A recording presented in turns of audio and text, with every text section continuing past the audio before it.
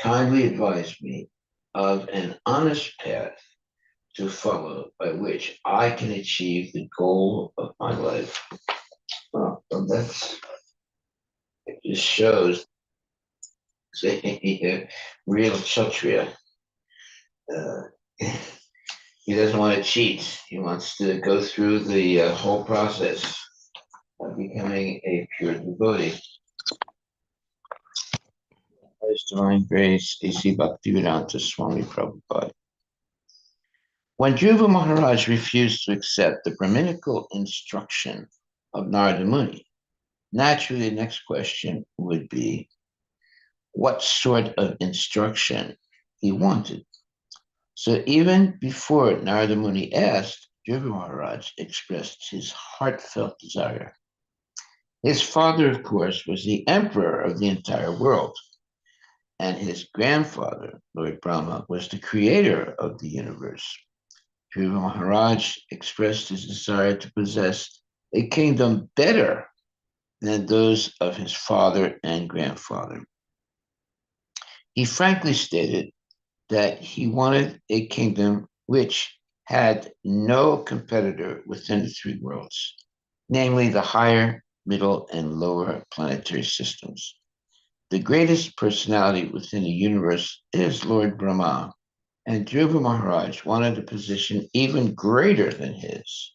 He wanted to take advantage of Narada Muni's presence because he knew very well that if Narada Muni, the greatest devotee of Lord Krishna, could bless him or show him the path, then certainly he would be able to occupy a more exalted position than any person within the three worlds.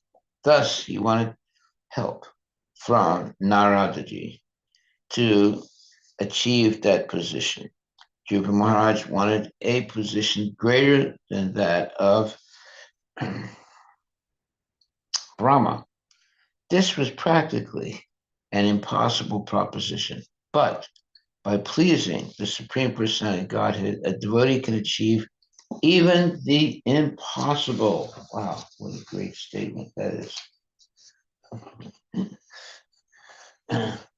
One particular point mentioned here is that Dhruva Maharaj wanted to occupy an exalted position, not by hook or by crook, but by honest means. This indicates that if Krishna offered him such a position, then he would accept it. That is the nature of a devotee. He may desire material gain, but he accepts it only if Krishna offers it. Dhruva Maharaja was sorry to refuse the instructions of Narada Muni.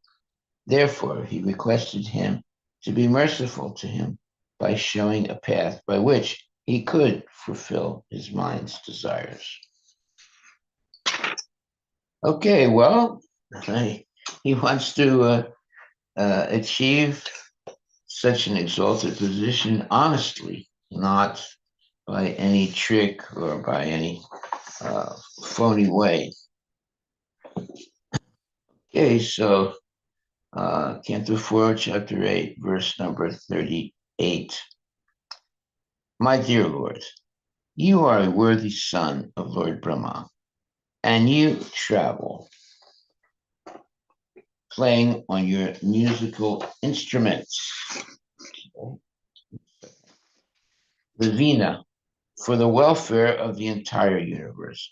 You are like the sun, which rotates in the universe for the benefit of all living beings. Dhruva Maharaj, purport. Dhruva Maharaj, although a young child, expressed his hope that he might be offered the benediction of a kingdom which would exceed in opulence those of his father and grandfather. He also expressed his gladness that he had met such an exalted person as Narada, whose only concern was to illuminate the world like the sun, which rotates all over the universe only for the purpose of benefiting the inhabitants of all planets. Narada Muni travels all over the universe for the sole purpose of performing the best welfare activity for the entire universe by teaching everyone how to become a devotee of the Supreme Personality of Godhead. Thus, Dhruva Maharaj felt fully assured that Narada could fulfill his desire, even though the desire was very extraordinary. The example of the sun is very significant. The sun is so kind that he distributes his sunshine everywhere without consideration. Dhruva Maharaj requested Narada Muni to be merciful to him. He pointed out that Narada travels all over the universe just for the purpose of doing good to all conditioned souls. He requested that Narada Muni show his mercy by awarding him the benefit of his particular desire. Dhruva Maharaja was strongly determined to fulfill his desire, and it was for that purpose that he had left his home and palace. Text 39. The sage Maitreya continued, the great personality Narada Muni, upon hearing the words of Dhruva Maharaj, became very compassionate toward him, and in order to show him his causeless mercy, he gave him the following expert advice. Well, Dhruva Maharaj is getting good advice from his mother and from everybody almost. Purport by Srila Prabhupada. Since the great sage Narada is the foremost spiritual master, naturally, his only activity is to bestow the greatest benefit upon whomever he meets. Dhruva Maharaj, however, was a child, and so his demand was also that of a playful child. Still, the great sage became compassionate toward him, and for his welfare, he spoke the following verses. Text number 40. The great sage Narada told Dhruva Maharaj, the instruction given by your mother, Suniti, to follow the path of devotional service to the Supreme Personality Godhead is just suitable for you. You should therefore completely absorb yourself in the devotional service of the Lord. Well, now that is real, let's say, advice. Only a pure devotee can give advice like that. Dhruva Maharaj's demand was to achieve an abode even greater than Lord Brahma's. Within his universe, Lord Brahma is supposed to be in the most exalted position, for he is the chief of all demigods. But Dhruva Maharaja wanted a realm beyond his. Therefore, his desire was not to be fulfilled by worshiping any demigod. As described in Bhagavad Gita, the benedictions offered by the demigods are all temporary. Therefore, Narada Muni asked Dhruva Maharaj to follow the path recommended by his mother, to worship Krishna, Vasudeva. When Krishna offers anything, it is beyond the expectation of the devotee. Both Suniti and Narada Muni knew that the demand of Dhruva Maharaj was impossible for any demigod to fulfill, and therefore both of them recommended following the process of devotional service to Lord Krishna. Narada Muni is referred to here as Bhagavan because he can bless any person just as the Supreme Personality of Godhead can. He was very pleased with Dhruva Maharaja, and he could have at once personally given whatever he wanted, but that is not the duty of the spiritual master. His duty is to engage the disciple in proper devotional service as prescribed in the Shastras. Krishna was similarly present before Arjuna, and even though he could have given him all facilities for victory over the opposing party without a fight, he did not do so. Instead, he asked Arjuna to fight. In the same way, Narada Muni asked Dhruva Maharaj to undergo devotional discipline in order to achieve the desired results. Okay, so no cheating allowed. You have to do everything the right way. Text 41. Any person who desires the fruits of the four principles, religiosity, economic development, sense gratification, and at the end, liberation, should engage himself in the devotional service of the Supreme Personality of Godhead. Okay.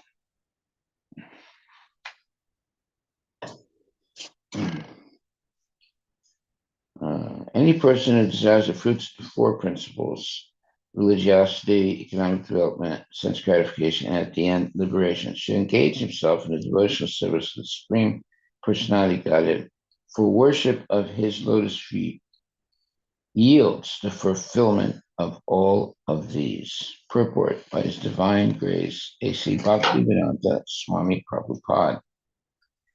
In Bhagavad Gita, it is said that only the sanction of the Supreme Personality of Godhead can the demigods offer benedictions.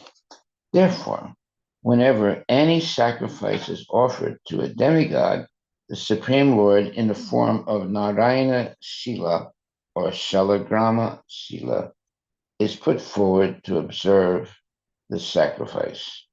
Actually, the demigods cannot give any benediction without the sanction of the Supreme Lord.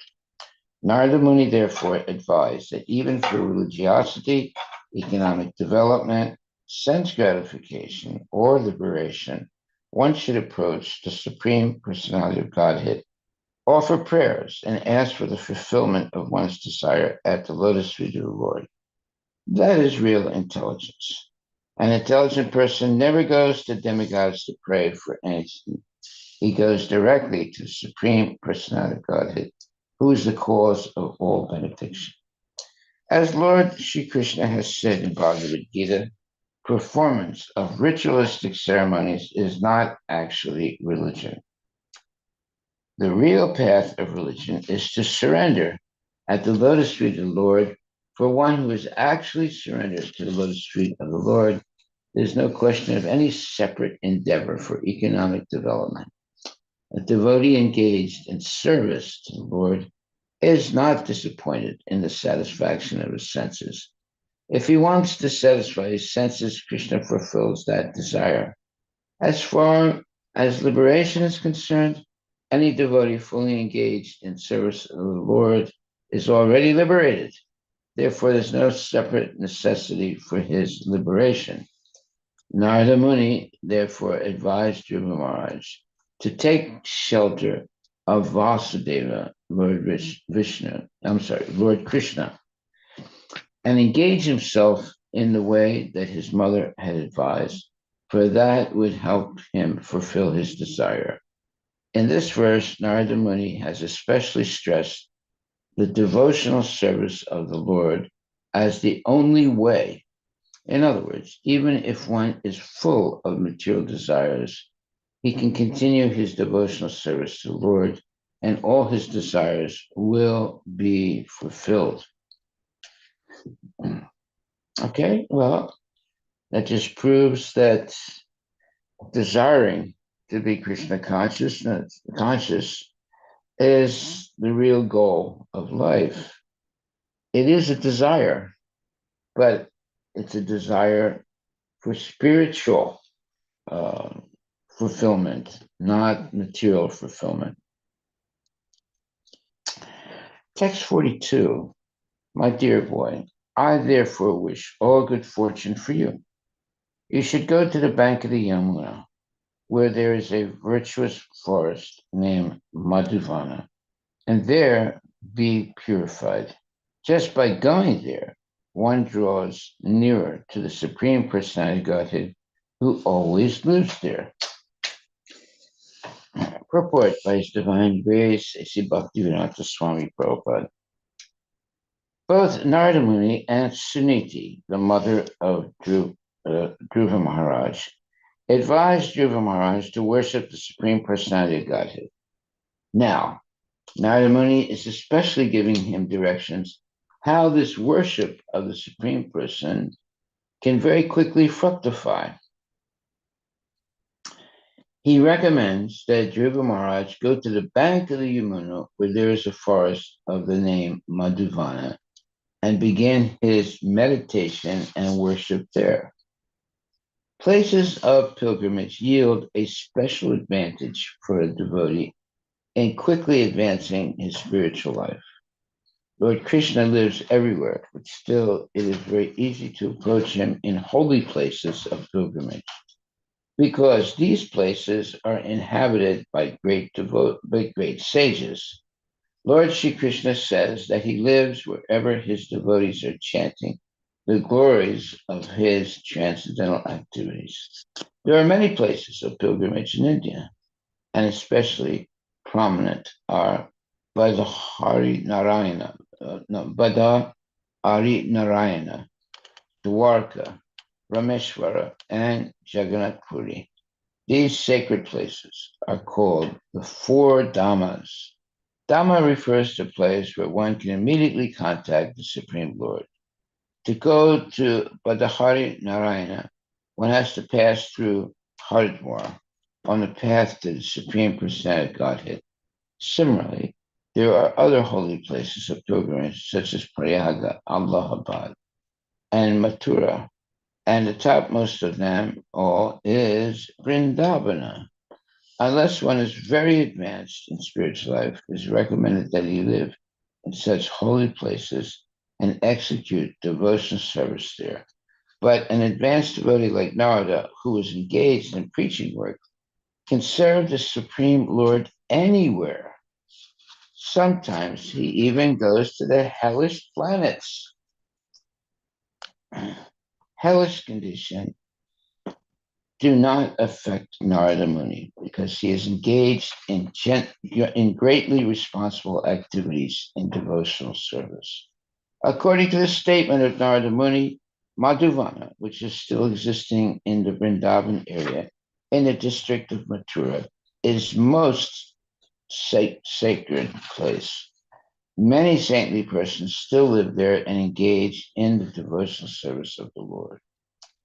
There are 12 forests in the area of Vrindavana, and Madhuvana is one of them.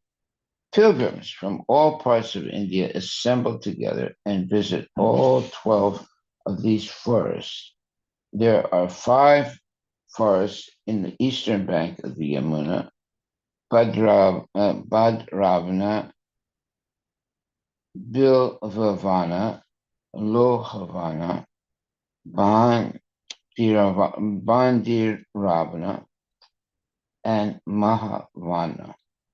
On the western side of the bank, there are 7: Madhuvana, Talavana, Kumudavana, Bahulavana, Kamyavana, Kadiravana, and Vrindavana. In those 12 forests, there are different gatas or bathing places. They are listed as follows: 1. Avimukta; 2. Adirudra; 3. Guya Tirtha; 4. Prayaga Tirtha; 5. Kanakala; 6. Tinduka Tirtha; 7. Surya Tirtha; 8. Vataswami; 9. Dhruvagata, where there are many nice trees of fruits and flowers, is famous because Dhruva Maharaj meditated and underwent severe penances and austerities there in an elevated spot. 10. Rishi Tirtha; 11. Moksha Tirtha; 12. Buddha Tirtha; 13. Gokarna; 14. Krishna Ganga; 15. Vaikunta; 16. Asikunda; 17. Chatur Samudrika Kupa; 18. Akrura Tirtha, when Krishna and Balaram were going to Mathura in the chariot driven by Akrura, all of them took baths in this gata. And then 19, Yajnika Viprasthana; 20, Kubja Kupa. 21, Runga Stala, 22, Mancha Stala, 23, Mala Ayudha Stala, Mala Ayudha Stana, and 24, Dasa, uh, okay, Dasa Swama Meda.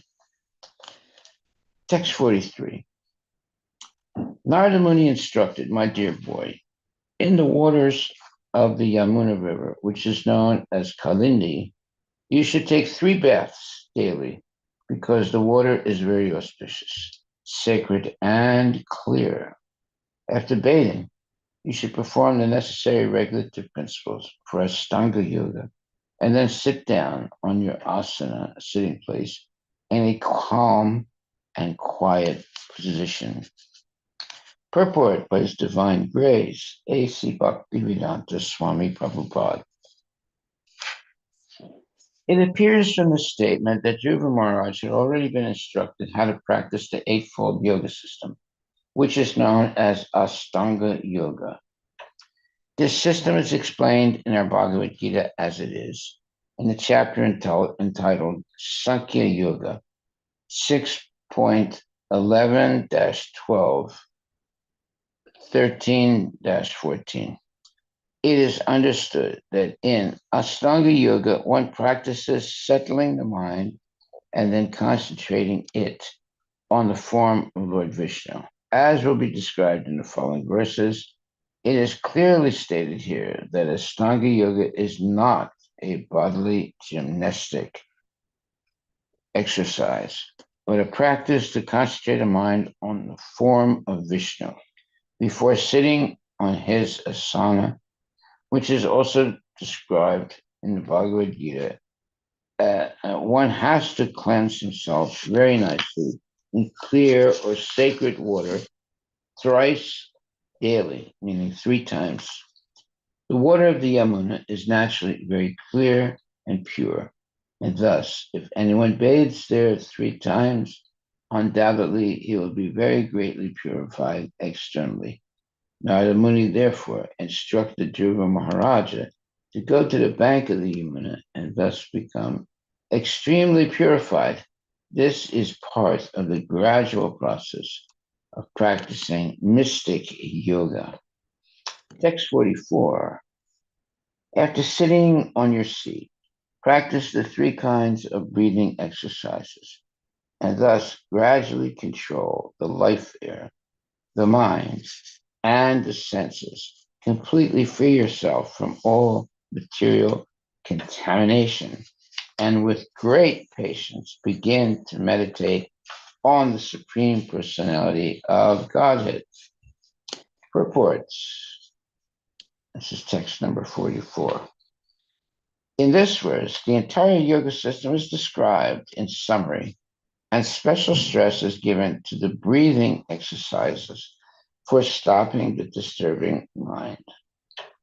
The mind by nature is always oscillating, for it is very fickle, but the breathing exercise is meant to control it. This process of controlling the mind must have been very possible in those days, millions of years ago, when Dhruva Maharaj took to it. But at the present moment, the mind has to be fixed directly on the lotus feet of the Lord by the chanting process. By chanting the Hare Krishna mantra, one immediately concentrates on the sound vibration and thinks of the lotus feet of the Lord. And very quickly, one is elevated to the position of samadhi or trance. If one goes on chanting the holy names of the Lord, which are not different from the Supreme Personality of Godhead, naturally his mind becomes absorbed in thought of the Lord. It is here recommended to Dhruva Maharaj that he meditate on the Supreme Guru or Supreme Spiritual Master. The Supreme Spiritual Master is Krishna, who is therefore known as Chaita Guru. This refers to the Super Soul, who is sitting in everyone's heart. He helps from within, as stated in Bhagavad Gita, and he sends the Spiritual Master who helps from without. The Spiritual Master is the external manifestation of the Chaita Guru, or the spiritual master sitting in everyone's heart. Oh, what a wonderful statement that is. The process by which we give up our thoughts of material things is called pratyahara, which entails being freed from all material thoughts and engagements in the world. And engagements, I'm sorry. The word abid abid hiyat, which is used in this verse, indicates that unless one's mind is fixed, one cannot meditate. The conclusion, therefore, is that meditation means thinking of the Lord within. Whether one comes to that stage by the Ashtanga system or by the method recommended in the Shastras, especially for this age, to constantly chant the holy name of the Lord. The goal is to meditate on the Supreme Personality of Godhead. So, the regular chanting of the Hare Krishna Mahamantra is the recommended way in this age to connect to Krishna. And it's very easy to do. You just chant Hare Krishna without any material desire in your mind. If there is any desire, it is the desire to please Krishna by your devotional service. Okay. And therefore it says that whether one comes to that stage by the Ashtanga yoga system or by the method recommended in the Shastras, especially for this present age, to constantly chant the holy name of the Lord. So that's what we try and do in Krishna consciousness. We're not trying to perform Ashtanga yoga. We're just constantly chanting the holy name of the Lord. The goal is to meditate on the Supreme Personality of Godhead. Text 45. The form of the Lord is described herein. The Lord's face is perpetually very beautiful and pleasing in attitude. To the devotees who see him, he appears never to be displeased, and he is always prepared to award benedictions to them. His eyes, his nicely decorated eyebrows, his raised nose, and his broad forehead are all very beautiful. He is more beautiful than all the demigods, purport by Srila Prabhupada. This verse clearly explains how one has to meditate on the form of the Lord. Impersonal meditation is a bogus invention of modern days.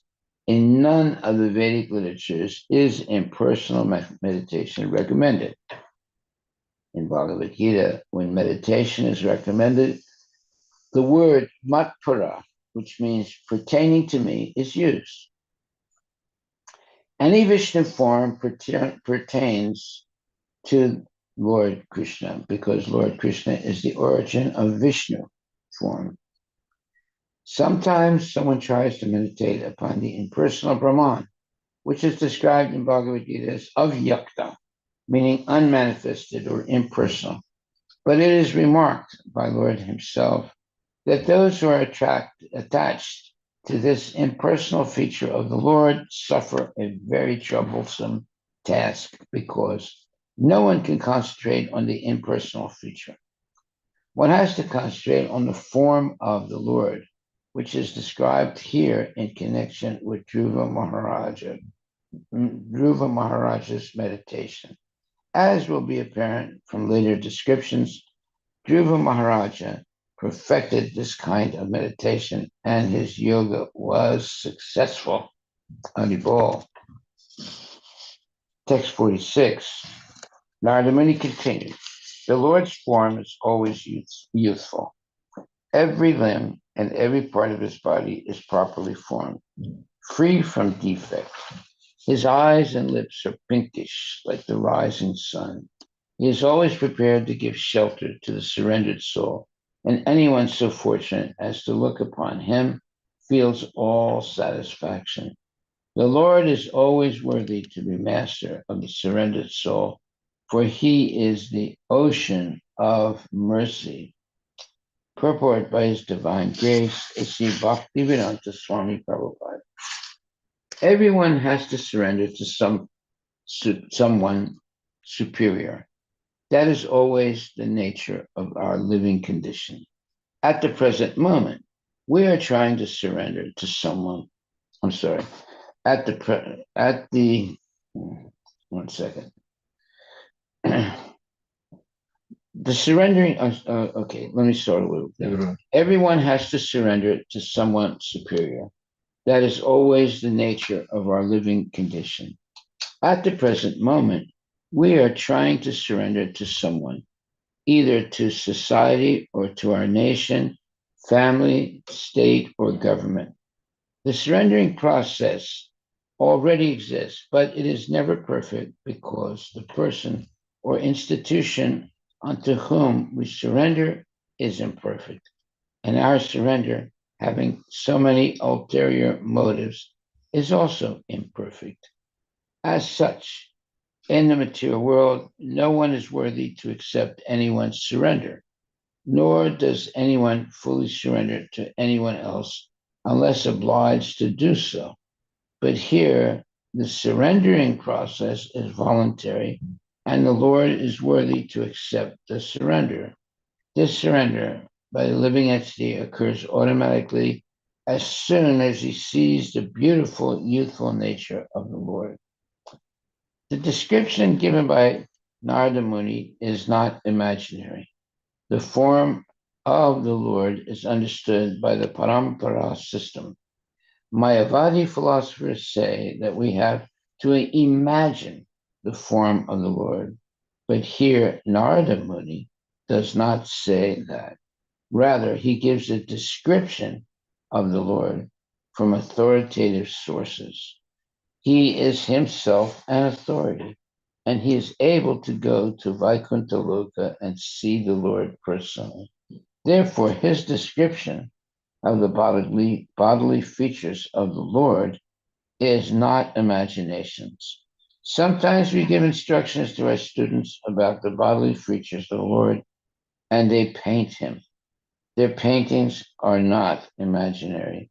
The description is given through disciplic succession, just like that given by Narada, Narada Muni, who sees the Lord and describes his bodily features. Therefore, such descriptions should be accepted, and if they are painted, that is not imaginative painting. Text 47. The Lord is further described as having the mark of Srivatsa, or the sitting place of the goddess of fortune, and his bodily hue is deep bluish. The Lord is a person.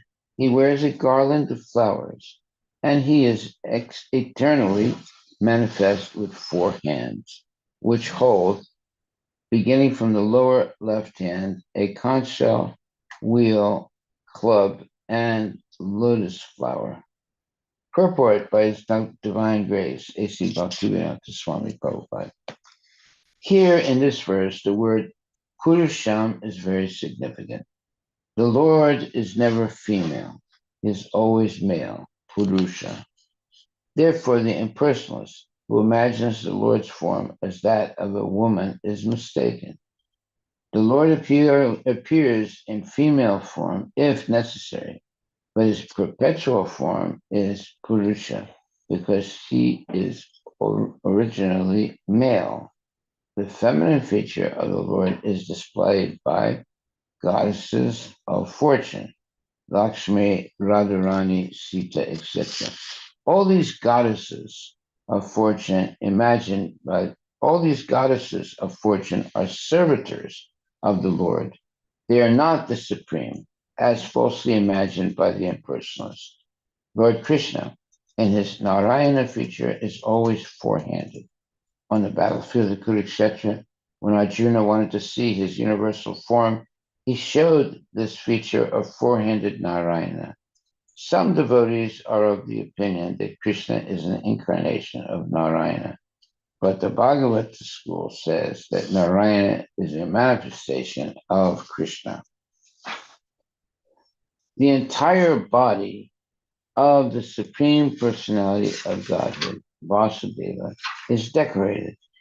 He wears a valuable jeweled helmet, necklaces, and bracelets. His neck is adorned with the Kostuba jewel, and he is dressed in yellow silk garments. Text 49. The Lord is decorated with small golden bells around his waist, and his lotus feet are decorated with golden ankle bells.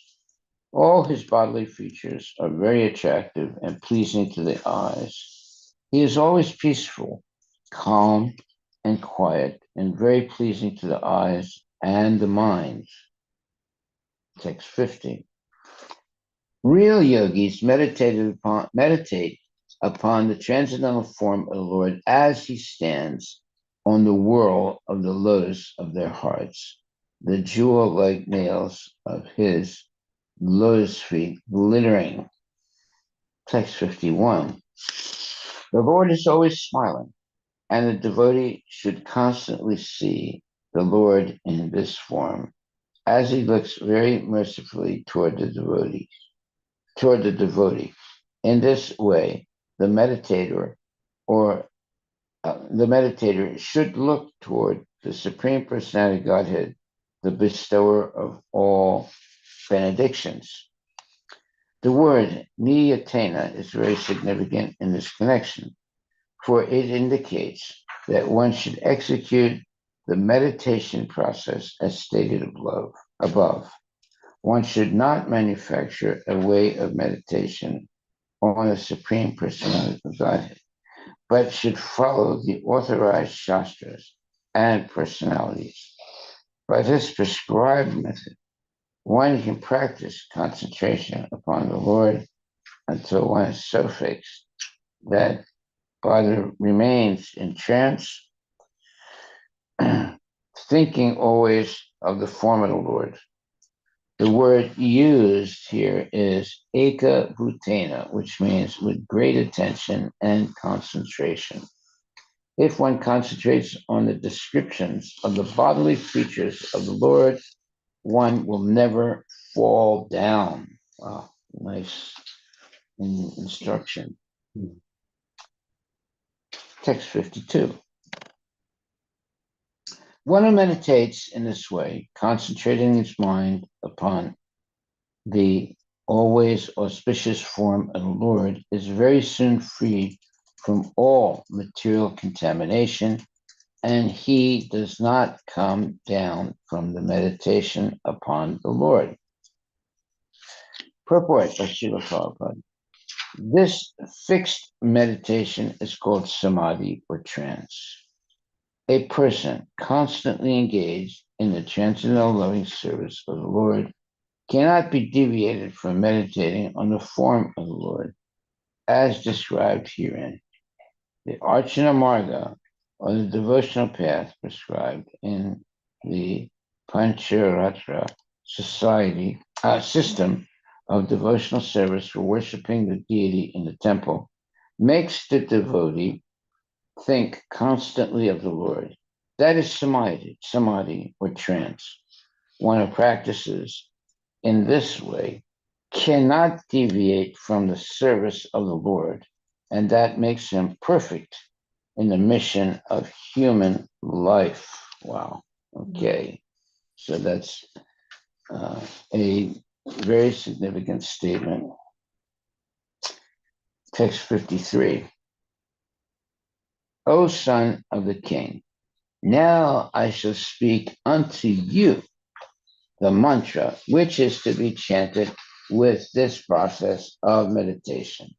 One who carefully chants this mantra for 7 nights can see the perfect human beings flying in the sky. Haribol. Within this universe, there is a planet called Siddhalok. The inhabitants of Siddhaloka are by nature perfect in the yoga achievement, which are of 8 varieties. One can become smaller than the smallest, lighter than the lightest, or bigger than the biggest. One can immediately get whatever he likes. One can even create a planet, etc. These are some of the yogic perfections. By virtue of the Lagima Siddhi, or purificatory process to become lighter than the lightest, the inhabitants of Siddhaloka can fly in the sky without airplanes or airships. It is hinted here by Narada Muni to Dhruva Maharaj that by meditating upon the transcendental form of the Lord and at the same time chanting the mantra, one becomes so perfect within 7 days that he can see the human beings who fly in the sky. Wow. Narada Muni uses the word japa, which indicates that the mantra to be chanted is very confidential. One may ask, if it is confidential, why is it mentioned in the writings of Srimad Bhagavatam? It is confidential in this sense. One may receive a published mantra anywhere, but unless it is accepted through the chain of disciplic succession, the mantra does not act. It is said by authoritative sources that any mantra chanted without having been received from the disciplic succession has no efficacy, no effect. Another point established in this verse is that meditation should be carried on with the chanting of a mantra. Chanting of the Hare Krishna mantra is the easiest process of meditation in this age. As soon as one chants the Hare Krishna mantra, he sees the form of Krishna, Rama, and their energies, and that is the perfect stage of trance. One should not artificially try to see the form of the Lord while chanting Hare Krishna, but when the chanting is performed offenselessly, the Lord will automatically reveal himself to the view of the chanter. The chanter, therefore, has to concentrate on hearing the vibration, and without any endeavor on his part, the Lord will automatically appear. Wow. So beautiful, Maharaj. Any question? I'm saying it's so beautiful. Yes, very beautiful. Most beautiful. Okay, so now he says, Om Namo Bhagavate Vasudevaya. This is the 12-syllable mantra for worshiping Lord Krishna. One should install the physical forms of the Lord, and with the chanting of the mantra, one should offer flowers. Rules and regulations prescribed, one should offer flowers and fruits and other varieties of foodstuffs exactly according to the rules and regulations prescribed by authorities. But this should be done in consideration of place, time, and attendant conveniences and inconveniences. Purport by Srila Prabhupada. Om Namo Bhagavate Vasudevaya is known as the Dwadasakara mantra. You're right. Dwadasakara mantra. This mantra is chanted by Vaishnava devotees, and it begins with pranava or omkara. There is an injunction that those who are not Brahmanas cannot pronounce the pranava mantra. But Dhruva Maharaj was born a Kshatriya. He at once admitted before Narada Muni that as a Kshatriya, he was unable to accept Narada's instruction of renunciation and mental equilibrium, which are the concern of a Brahmana. Still, although not a Brahmana, but a Kshatriya, Dhruva was allowed, on the authority of Narada, to pronounce the Pranava Omkara. This is very significant, especially in India. The caste Brahmanas object greatly when persons from other castes who are not born in Brahmana families recite this Pranava mantra. But here is tacit proof that if a person accepts the Vaishnava mantra or Vaishnava way of worshiping the deity, he is allowed to chant the Pranava mantra. In Bhagavad Gita, the Lord personally accepts that anyone, even one of a low species, can be elevated to the highest position and go back to God, go back home, back to Godhead, simply if he worships properly. The prescribed rules, as stated here by Narada Muni, are that one should accept the mantra through a bona fide spiritual master and hear the mantra in the right ear. Not only should one chant or murmur the mantra, but in front of him, he must have the deity or physical form of the Lord. Of course, when the Lord appears, he is no longer a physical form. For example, when an iron rod is made red hot in a fire, it is no longer iron, it is fire. Similarly, when we make a form of the Lord, whether of wood or stone or metal or jewels or paint, or even a form within the mind, it is a bona fide spiritual transcendental form of the Lord. Not only must one receive the mantra from the bona fide spiritual master like Narada or his representative in the disciplic succession, but one must chant the mantra.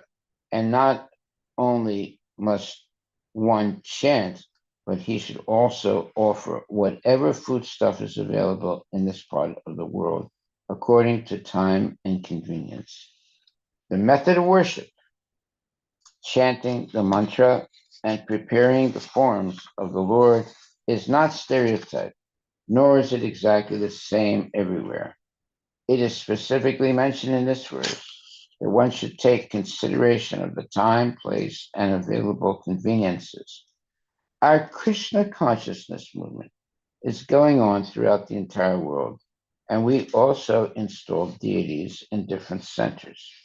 Sometimes our Indian friends puffed up with concocted notions, criticize.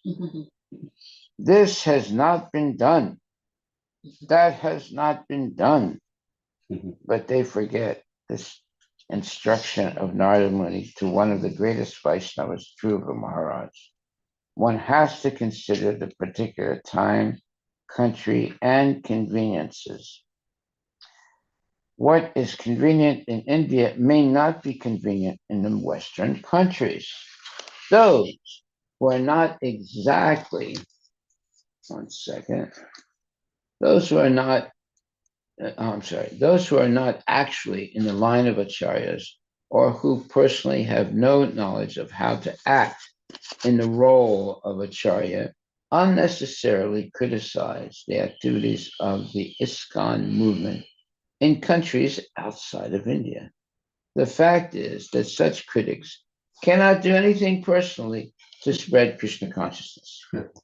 If someone does go and preach, taking all risks and allowing all considerations for time and place, it might be that there are changes in the manner of worship, but that is not at all faulty according to Shastra.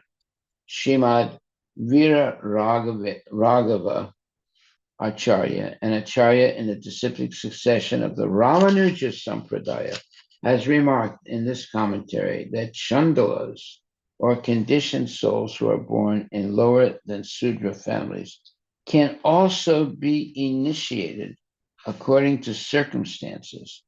The formalities may be slightly changed here and there to make them Vaishnavas. Lord Chaitanya Mahaprabhu recommends that his name should be heard in every nook and corner of the world. How is this possible unless one preaches everywhere? No. How is this possible unless one preaches everywhere? No. How is this possible unless one preaches everywhere? The cult of Lord Chaitanya Mahaprabhu is Bhagavata Dharma, and he especially recommends Krishna Katha, or the cult of Bhagavad Gita and Srimad Bhagavatam. He recommends that every Indian considering this task to be pada upakara, or welfare activity, take the Lord's message to other residents of the world. Other residents of the world does not refer only to those who are exactly like the Indian Brahmanas and Kshatriyas, or like the caste Brahmanas, who claim to be Brahmanas because they were born in the families of Brahmanas. The principle that only Indians and Hindus should be brought into the Vaishnava cult is a mistaken idea. There should be propaganda to bring everyone to the Vaishnava cult. The Krishna consciousness movement is meant for this purpose. There is no bar to propagating the Krishna consciousness movement, even among people who are born in Chandala, Malacha, or Yavana families. Even in India, this point has been enunciated by Srila Sanatan Goswami in his book Hari Bhakti Vilasa, which is Smriti and is the authorized Vedic guide for Vaishnavas. So there's Smriti and there's Shruti. So anyway, which is the authorized Vedic guide for Vaishnavas in their daily behavior. Sanatan Goswami says that as bell metal can turn to gold when mixed with mercury in a chemical process, by the way, don't try it, you will die. So, by the bona fide diksha or initiation method, anyone can become a Vaishnava. One should take initiation from a bona fide spiritual master coming in a disciplic succession, who is authorized by his predecessor spiritual master. This is called Diksha Vidana.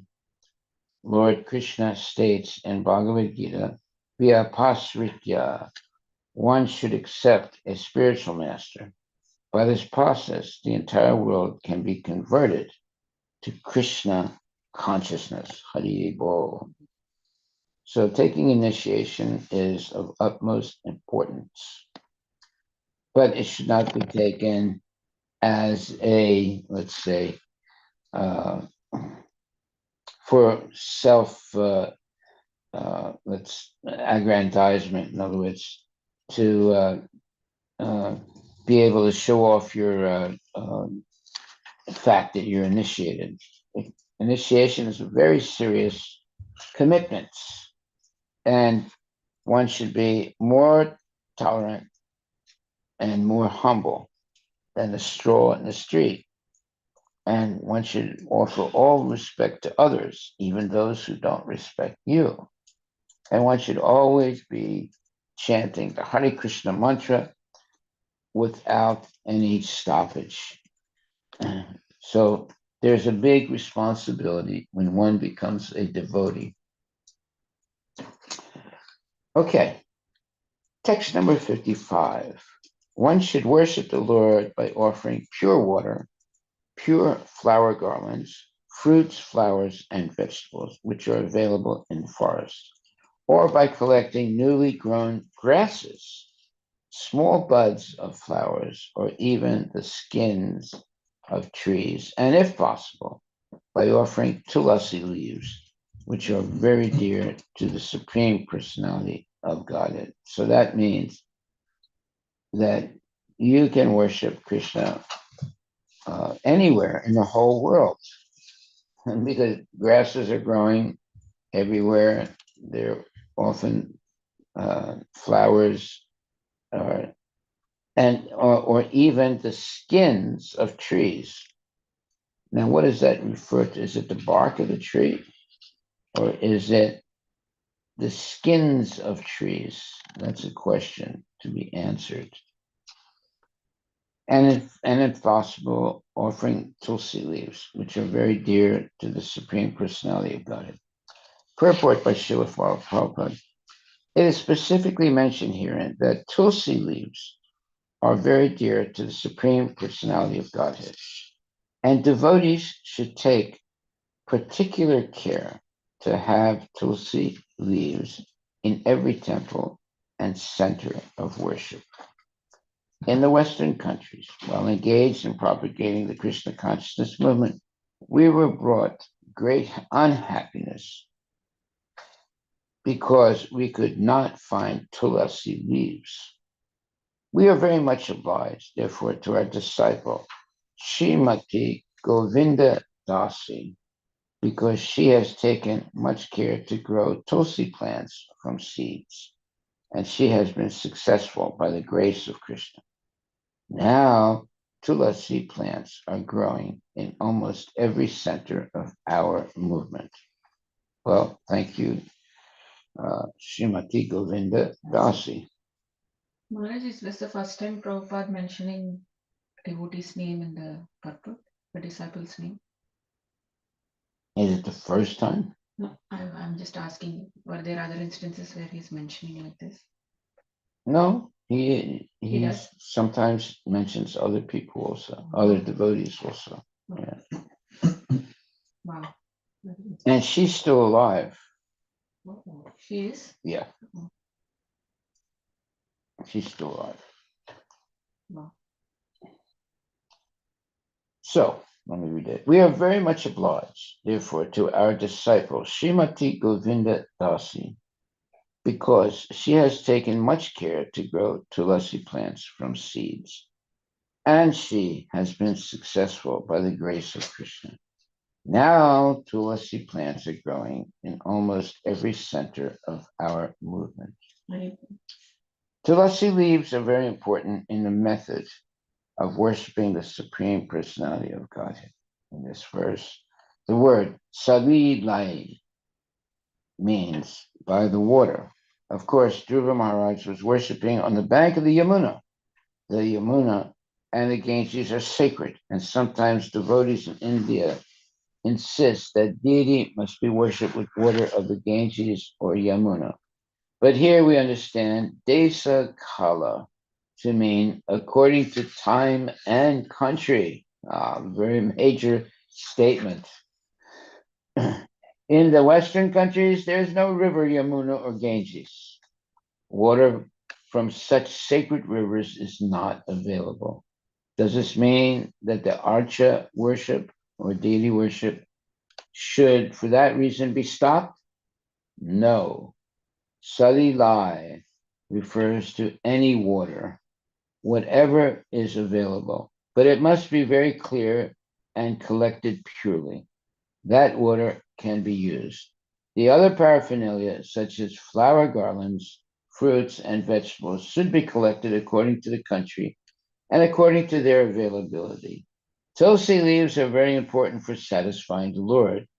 So, as far as possible, an arrangement should be made for growing tulsi leaves. Dhruva Maharaja was advised to worship the Lord with the fruits and flowers available in the forest.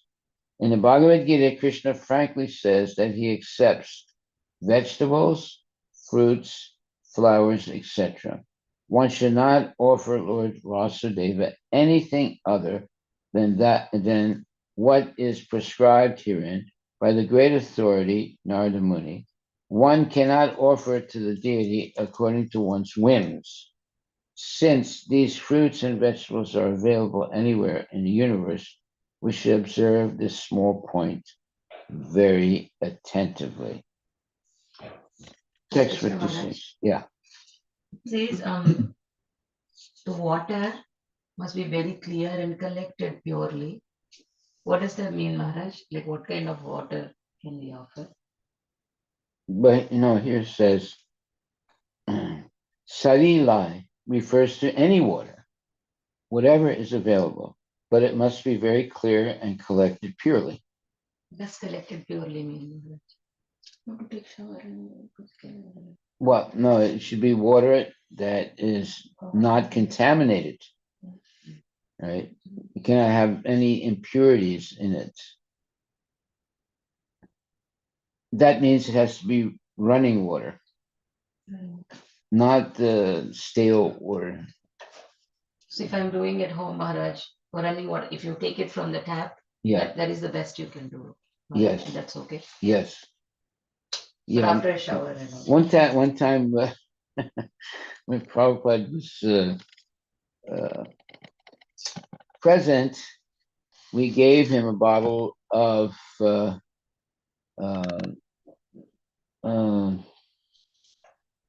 a bottled water, right?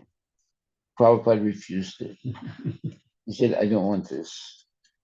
Give me running water. He said, go to the sink and get some running water. And then we asked him, well, why is that? He said, because this water in the bottle is stale, but the running water is pure. And there was a shock, because we got him some what's the name of that? You get this expensive bottled water. Distilled water. Huh? Distilled water. Yeah, whatever. In a bottle, and he refused this. I don't want this. He said, this is stale water. And that's just, he said, you go to the sink and get some running water.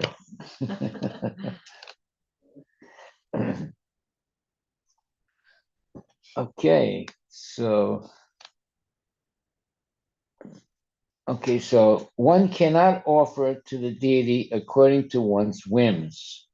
Since these fruits and vegetables are available anywhere in the universe, we should observe this small point very attentively. Text 56. It is possible to worship a form of the Lord made of physical elements, such as earth, water, pulp, wood, and metal. In the forest, one can make a form with no more than earth and water, and worship him accordingly to the above principles. A devotee who has full control over his self should be very sober and peaceful, and must be satisfied simply with eating whatever fruits and vegetables are available in the forest. Purport by Srila Prabhupada. It is essential for a devotee to worship the form of the Lord and not only meditate upon the form of the Lord within his mind with the chanting of the mantra. Well, obviously, he's talking about the Hare Krishna mantra given by the spiritual master. The worship of the form must be present. The impersonalist takes unnecessary trouble to meditate upon or worship something impersonal. And the path is very precarious. In other words, very, very difficult to achieve. We are not advised to follow the impersonalist way of meditating on or worshiping the Lord. Dhruva Maharaja was advised to worship a form made of earth and water because in the jungle, if it is not possible to have a form made of metal, wood, or stone, the best process is to take earth mixed with water and make a form of the Lord and worship him. The devotee should not be anxious about cooking food. Whatever is available in the forest or in the city among the fruits and vegetable groups should be offered to the deity, and the devotee should be satisfied eating that. He should not be anxious to have very palatable dishes. Of course, wherever it is possible, one should offer the deities the best foodstuffs, prepared within the category of fruits and vegetables, cooked or uncooked. The important factor is, by the way, that statement is very important, cooked or uncooked. So if you go on a raw food diet, it's not really forbidden, you know. The important factor is that the devotee should be regulated, mita book. That is one of the good qualifications of a devotee. Okay, regulation. In other words, doing the same thing at the same time every day. He should not hanker to satisfy the tongue with a particular kind of foodstuff. He should be satisfied to eat whatever prasada is available by the grace of the Lord. Okay, text 57. My dear Dhruva, besides worshiping the deity and chanting the mantra 3 times a day, you should meditate upon the transcendental activities of the Supreme Personality of Godhead in his different incarnations, as exhibited by his supreme will and personal potencies. Purport by His Divine Grace, A.C. Bhaktivedanta Swami Prabhupada. Devotional service comprises 9 prescribed practices: hearing, chanting, remembering, worshiping, serving, offering everything to the deity, etc. Here, Dhruva Maharaja is advised not only to meditate on the form of the Lord, but to think of his transcendental pastimes in his different incarnations. Mayavadi philosophers take the incarnation of the Lord to be in the same category as the ordinary living entity. This is a great mistake. The incarnation of the Supreme Personality of Godhead is not forced to act by the material laws of nature. The word svecha is used here to indicate that he appears out of his supreme will. The conditioned soul is forced to accept a particular type of body according to his karma given by the laws of material nature under the direction of the Supreme Lord. But when the Lord appears, he is not forced by the dictation of material nature. He appears as he likes by his own internal potency. This is the difference. The conditioned soul accepts a particular type of body, such as the body of a hog, by his work and by the superior authority of material nature. But when Lord Krishna appears in the incarnation of a boar, he is not the same kind of hog as an ordinary animal. Krishna appears as Varaha Avatara in an expansive feature which cannot be compared to any ordinary hogs. His appearance and disappearance are inconceivable to us. In the Bhagavad Gita, it is clearly said that he appears by his own internal potency for the protection of the devotees and the annihilation of the non-devotees. A devotee should always consider that Krishna does not appear as an ordinary human being or ordinary beast.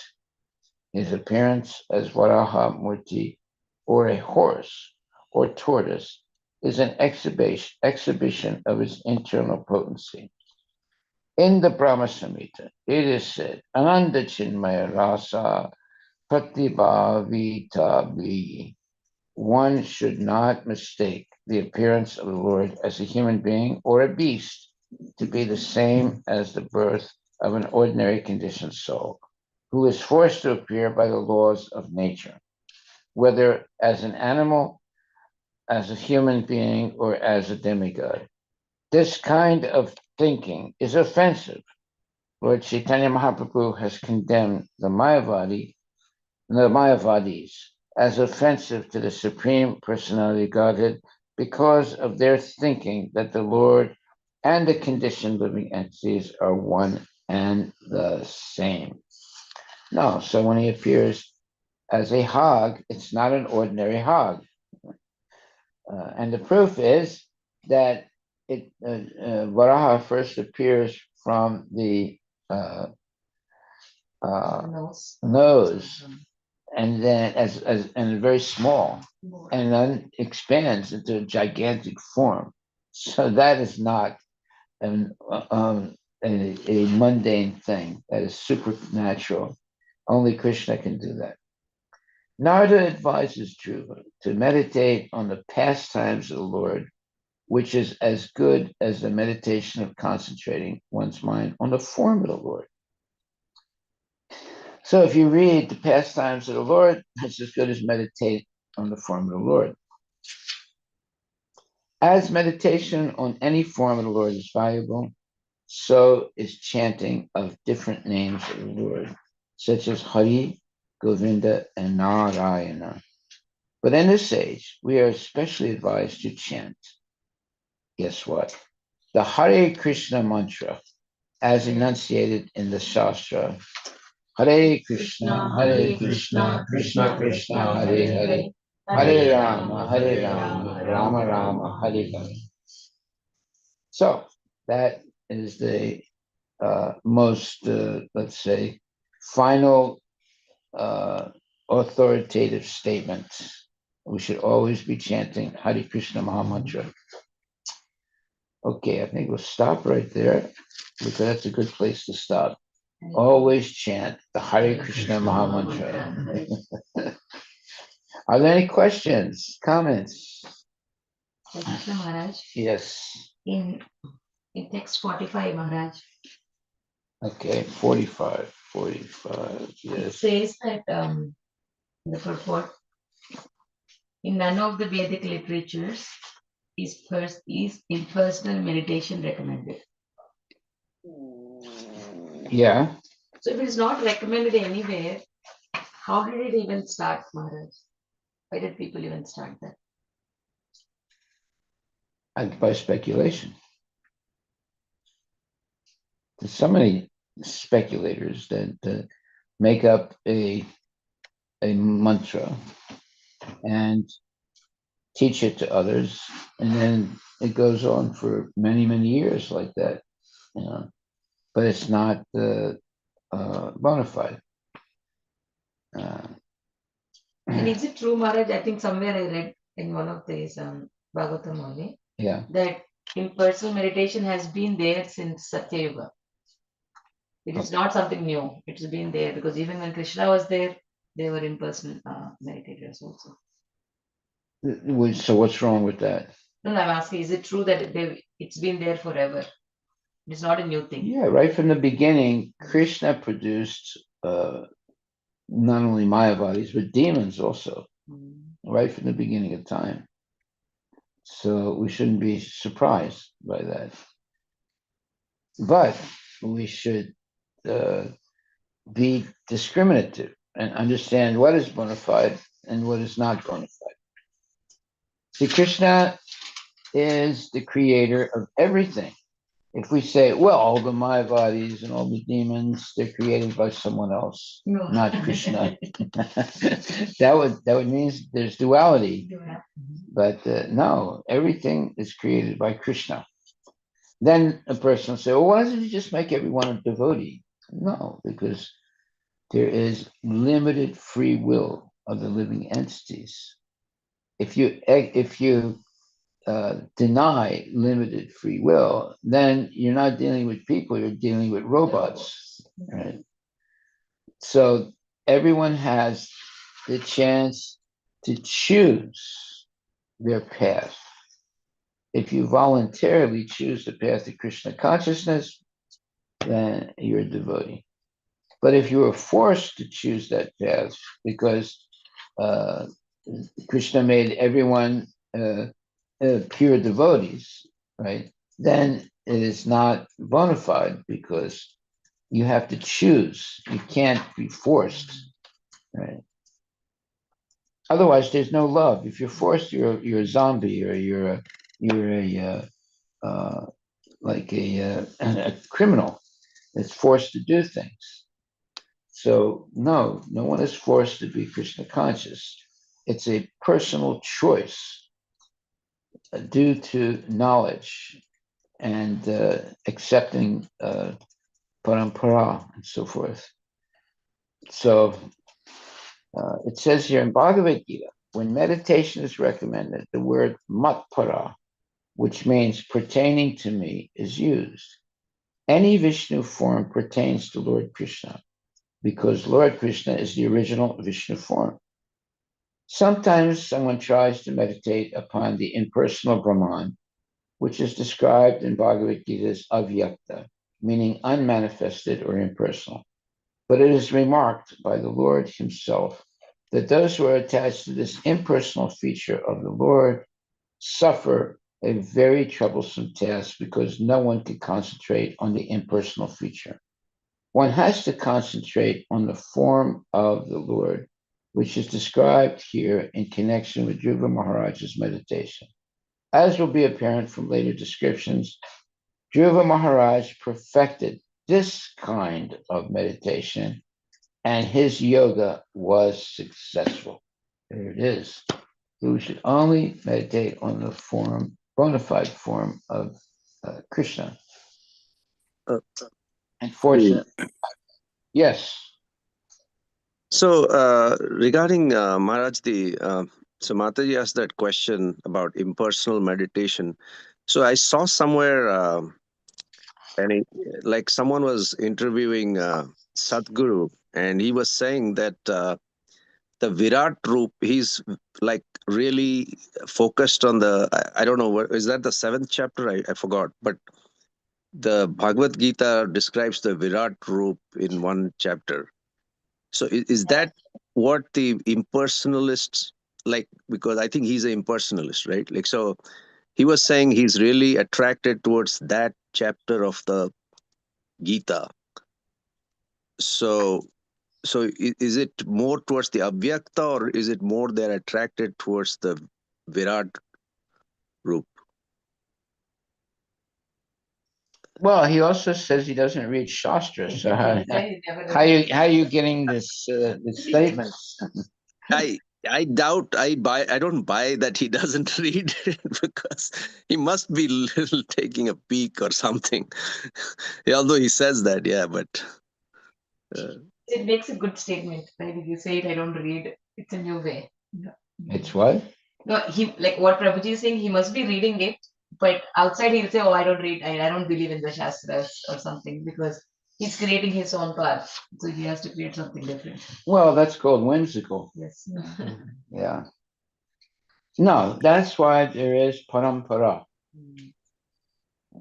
Parampara means we're following the rules and regulations established by bona fide devotees. And the number one bona fide devotee is Krishna himself, who establishes the parampara. So we're in the Brahma, Gaudiya, Vaishnava parampara, right? So it's very exalted parampara. So whatever is coming down through the disciplic succession of the Brahma, Gaudiya, Vaishnava parampara, that's what we follow.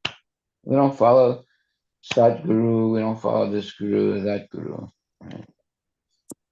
But everyone has the opportunity to choose whatever path they want to follow.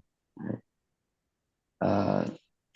So there are many different paths that one can follow, but there are certain paths that are bona fide and other paths are not bona fide.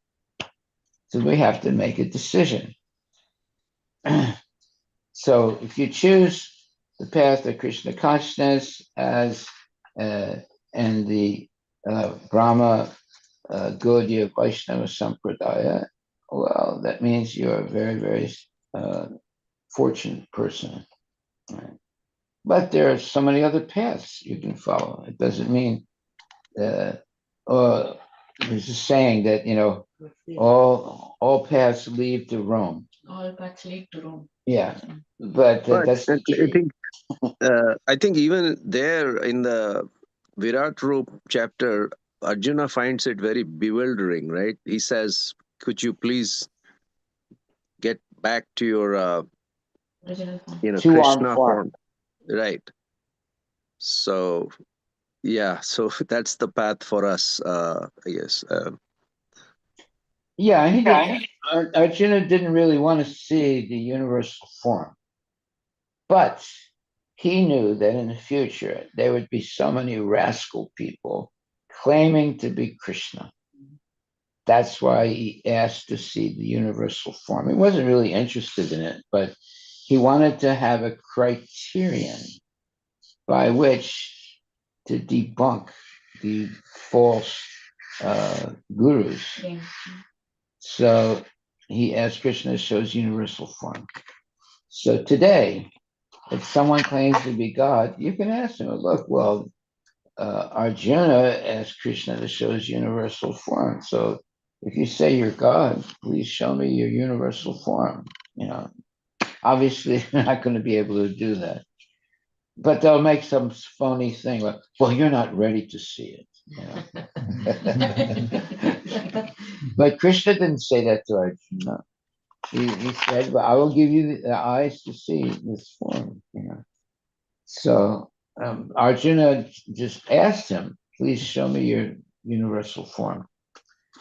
And he wasn't really interested in the universal form, but he knew that in the future there would be many imposters that would claim to be God. So this was asking someone to show the universal form is the litmus test, right? If they claim to be God. Yes, Maharaj. Hare. Hare Krishna Guru Maharaj, one quick question. Yes. Maharaj, in the text 54, Om Namo Bhagavate Vasudeva, a 12 syllable mantra for worshipping Lord Krishna. Why we are not emphasized on chanting that mantra?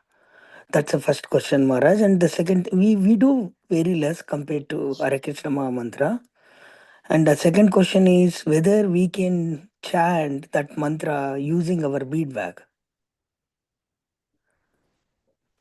Well, Om Namo Bhagavate Vasudevaya is a bona fide mantra. And it is called the 12-syllable mantra for worshiping Lord Krishna. So what is your question? Why we don't chant that? We don't, wherever we in ISKCON movement, Prabhupada more emphasis on Hare Krishna Maha Mantra. Om Namo Bhagavate Vasudeva, we usually listen in Kirtan or somewhere very less compared to Hare Krishna Maha Mantra.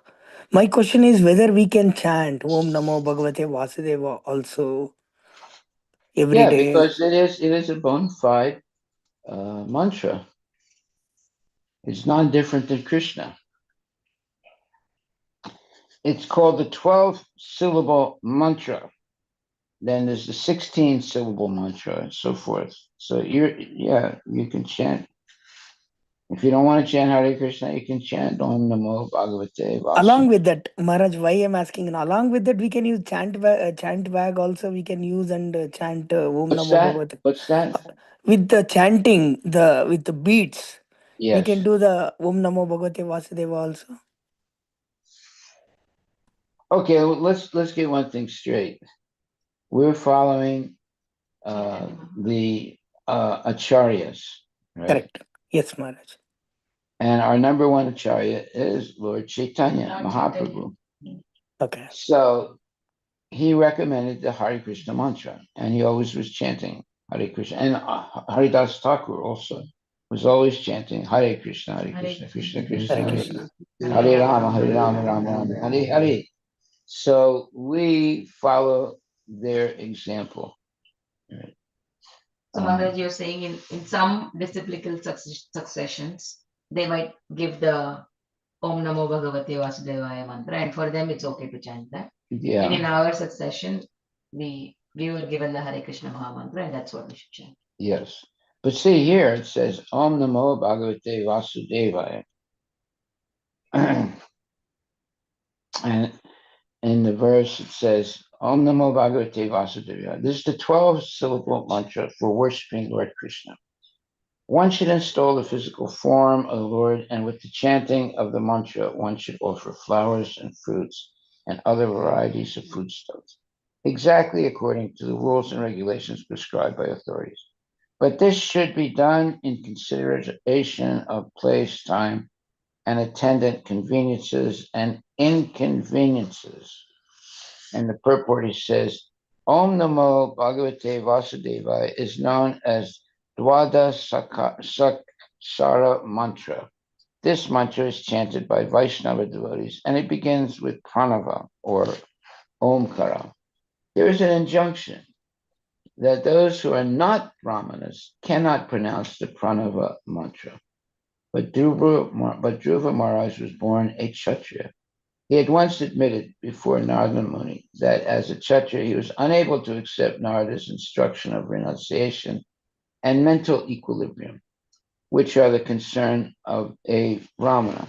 Still, although not a Brahmana, but a Kshatriya, Dhruva was allowed, on the authority of Narada, to pronounce the pranava omkara.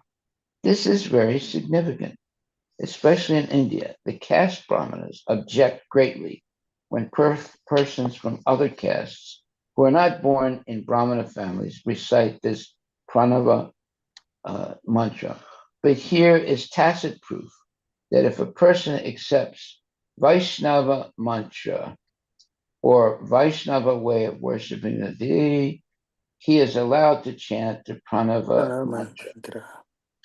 In Bhagavad Gita, the Lord personally accepts that anyone, even one of a low species, can be elevated to the highest position and go back home, back to Godhead, simply if he worships properly. The prescribed rules, as stated here by Narada Muni, are that one should accept the mantra through a bona fide spiritual master and hear the mantra in the right ear. Not only should one chant or murmur the mantra, but in front of him, he must have the deity or physical form of the Lord. Of course, when the Lord appears, it is no longer a physical form. For example, when an iron rod is made red hot in a fire, it is no longer iron, it is fire. Similarly, when we make a form of the Lord, whether of wood or stone or metal or jewels or paint, or even a form within the mind, it is a bona fide spiritual transcendental form of the Lord. Not only must one receive the mantra from the bona fide spiritual master like Narada Muni or his representative in the disciplic succession, but one must chant the mantra. And not only one must chant, but he should also offer whatever foodstuff is available in this part of the world, according to time and convenience. The method of worship, chanting the mantra and preparing the forms of the Lord, is not stereotyped, nor is it exactly the same everywhere. It is specifically mentioned in this verse that one should take consideration of the time, place, and available conveniences. Our Krishna consciousness movement is going on throughout the entire world, and we also install deities in different centers. Sometimes our Indian friends, puffed up with concocted notions, criticize. This has not been done. That has not been done. But they forget this instruction of Narada Muni to one of the greatest Vaishnavas, Dhruva Maharaj. One has to consider the particular time, country, and conveniences. What is convenient in India may not be convenient in the Western countries. Those who are not actually in the line of acharyas or who personally have no knowledge of how to act in the role of acharya unnecessarily criticize the activities of the ISKCON movement in countries outside of India. The fact is that such critics cannot do anything personally to spread Krishna consciousness. If someone does go and preach, taking all risks and allowing all considerations for time and place, it might be that there are changes in the manner of worship, but that is not at all faulty according to Shastra. Srimad Vira Raghava Acharya, an Acharya in the disciplic succession of the Ramanuja Sampradaya, has remarked in his commentary that Chandalas, or conditioned souls who are born in lower than Sudra families, can also be initiated according to circumstances. The formalities may be slightly changed here and there to make them Vaishnavas. Lord Chaitanya Mahaprabhu recommended that his name should be heard in every nook and corner of the world. How is this possible unless one preaches everywhere? The cult of Lord Chaitanya Mahaprabhu is Bhagavata Dharma, and he especially recommends Krishna Katha, or the cult of Bhagavad Gita and Srimad Bhagavatam. He recommends that every Indian considering this task to be para upakara, or welfare activity, take the Lord's message to other residents of the world. Other residents of the world does not refer only to those who are exactly like the Indian Brahmanas and Kshatriyas, or like the caste Brahmanas who claim to be Brahmanas, because they were born in the families of Brahmanas. The principle that only Indians and Hindus should be brought into the Vaishnava cult is a mistaken idea. There it is. There should be propaganda to bring everyone to the Vaishnava cult. The Krishna consciousness movement is meant for this purpose. There is no bar to propagating the Krishna consciousness movement, even among people who are born in Chandala, Malacha, or Yavana families. Even in India, this point has been enunciated by Srila Sanatana Goswami in his book, Hari Bhakti Vilasa, which is Smriti and is the authorized Vedic guide for Vaishnavas in their daily behavior. Sanatana Goswami says that as bell metal can be turned to gold when mixed with mercury in a chemical process, so by the bona fide diksha or initiation method, anyone can become a Vaishnava. There it is. Anyone can become a Vaishnava by proper diksha. One should take initiation from a bona fide spiritual master coming in the disciplic succession, who is authorized by his predecessor spiritual master. This is called Diksha Vidana. Lord Krishna states in Bhagavad Gita, via Pasritya, one should accept a spiritual master. By this process, the entire world can be converted to Krishna consciousness. Hare Krishna, Hare Krishna, Krishna Krishna, Hare Hare, Hare Hare Ram, Hare Hare Ram, Ram, Ram Ram. Hare Hare. So these are our acharyas, and they are infinitely merciful, but they don't accept nonsense. So being infinitely merciful doesn't mean that you accept everything. You still have to have discrimination. So, but proper initiation is highly recommended, especially in this purport. It's highly recommended. Some people say, well, I don't need to be initiated. I chant Hare Krishna, it's okay. But it's much better to get proper dikshadan, or initiation, in a bona fide parampara, like the Hare Krishna movement, and take to chanting Hare Krishna the rest of your life. Hare Bol. Okay. Yeah. Question. So Maharaj, this line is keep coming time, place, and available circumstances or conveniences. Yeah. So only acharyas can make these adjustment, not any initiated devotee or neophyte devotee can make these adjustments. Like who can make, like if everyone will think I can make adjustment, it becomes speculation. So who can make these adjustments? There were, the example, there was these Armenian devotees a long time ago. They were put into jail, and everything was taken away from them, right? So they were not allowed to have beads. So this one devotee, he was asking for extra bread. And then little by little, he was making beads out of bread. And then he got some string. And even though he was in jail, he got some string, he got some bread, and he wetted the bread and made it into like balls. Right? And then he dried them, and then he made beads. So his beads were bread. So that's all that was available. He couldn't have his beads. As soon as he got into jail, they took away the beads. So he made his own beads out of bread, and he was chanting on them. So according to circumstances, time and place, you have to do whatever is available.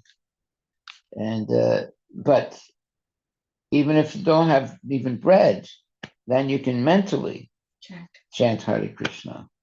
So no one can stop you from being Krishna conscious. That's the point. Right? But we should not say, well, there's nothing to eat, so there's no prasadam, so I'll just eat meat. Well, if there is nothing, really nothing to eat, then you can eat meat. But if there is something else to eat, then you should not. Right? So that's only in very extreme conditions. Right? So these devotees were in jail, their beads were taken away from them. So they made beads out of bread. Right? They took the time to wet the bread and then form the bread and then dry the bread and then make beads out of it. So wherever you are in any situation, even if you don't have any bread, you can meditate. There was this one Brahmana who was always meditating. And at one point, he was making some very nice kheer.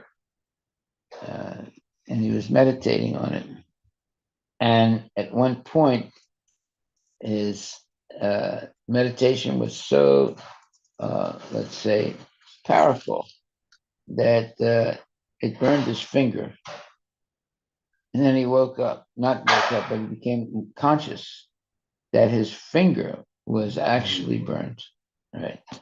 And that just shows how powerful meditation can be. So let's make this point and understand it. No one can stop you from being Krishna conscious. They can do anything they want. They're not going to stop you. So if you have nothing at all, you meditate, in your mind. Just like when one time we were on Sankirtan and we were all put in jail. There were about 6 of us. This was in the early days. Right? So we weren't able to go back to the temple. Right? So I said to the devotees, okay, well, we'll just meditate. We can't go back to the temple. We can't worship the deity. We can't make prasadam. So now we will meditate doing all those things. And we just meditated, making the prasadam, offering it to the deity and cleaning and so forth. So we were still doing everything, but we were doing it mentally. So no one can stop you from being Krishna conscious. That's the main point. If you want to follow the parampara and do things in the correct way, if you can't do it physically, you can do it mentally. Haribol. Thank you very much. Have a very good day. And accept the wonderful mercy that we're receiving, not having any, let's say, situation where we're forced not to chant Hare Krishna. That's one good thing about the United States. It's in the Constitution of the United States, freedom of religion. So that's one good thing about this country. No one can stop you from chanting Hare Krishna, Haribol. There are countries where they stop you, physically, and put you in jail and then torture you, but not here. So we're lucky. Hare Krishna. Okay, so have a good day today. Looks like it's a little bit of a sunny day. Please chant Hare Krishna and be happy. Hare Krishna. Jai Prabhupada. Jai Prabhupada.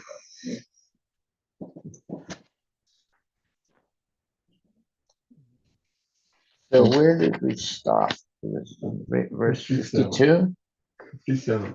57. 57, Maharaj. Okay. Mhm. Okay, that's what we'll do. Haribol.